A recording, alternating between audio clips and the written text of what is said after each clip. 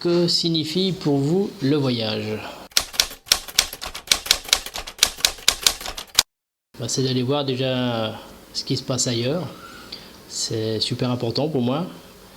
Et puis c'est aussi le fait de changer de culture et puis de vue, quoi. Considérez-vous important de voyager aujourd'hui? Alors tout à fait, en plus on a les moyens de voyager, chose qu'il n'y avait pas à l'époque. Avec des compagnies peut-être low cost, on est proche de tout. Donc on n'a pas d'excuse de dire qu'on ne connaît pas les pays voisins. Quelle expérience de voyage vous a-t-elle changé? Alors, j'ai eu une belle expérience au niveau des voyages, c'est quand je suis parti en Écosse.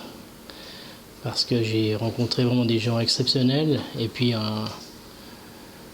une nature vraiment sauvage et je me plaisais vraiment dans ce pays. Si vous pouviez partir seul, partiriez-vous? Et si oui, où iriez-vous et pourquoi? Eh ben, je crois que je retournerai en Écosse pour leur whisky, peut-être pas pour leur cuisine, mais par contre ils ont des belles grouses, donc il y a de la chasse.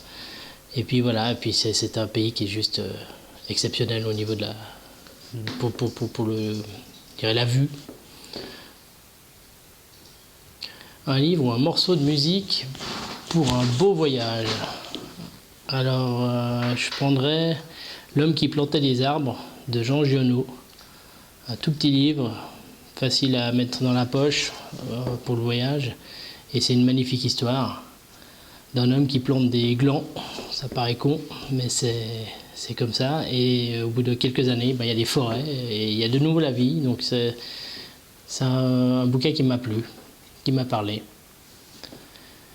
Le lieu ou le site à voir une fois dans sa vie. Je ne vous ai pas de l'Écosse, donc on va rester sur l'Écosse. Donc la Roslyn Chapel, c'est un endroit assez particulier, avec un taux de vibratoire assez intense. C'est pas commun, voilà, c'est pas la cathédrale de Chartres, c'est plus petit, mais c'est quand même à voir une fois dans sa vie. Et votre pays d'habitation est-il une belle destination? Évidemment, on vit dans un beau pays, pas trop mal géré, malgré ce qu'on peut toujours entendre. On a une qualité de vie qui est assez au-dessus de la moyenne, donc ne nous plaignons pas, oui, la Suisse est à visiter. Votre lieu préféré en Suisse?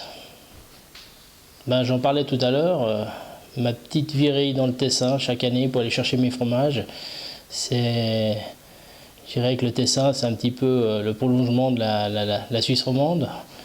On a les mêmes soucis, mais par contre ils ont un terroir et une qualité de vie qui est juste magnifique. C'est un peu l'Italie, sauf qu'on peut laisser la voiture ouverte.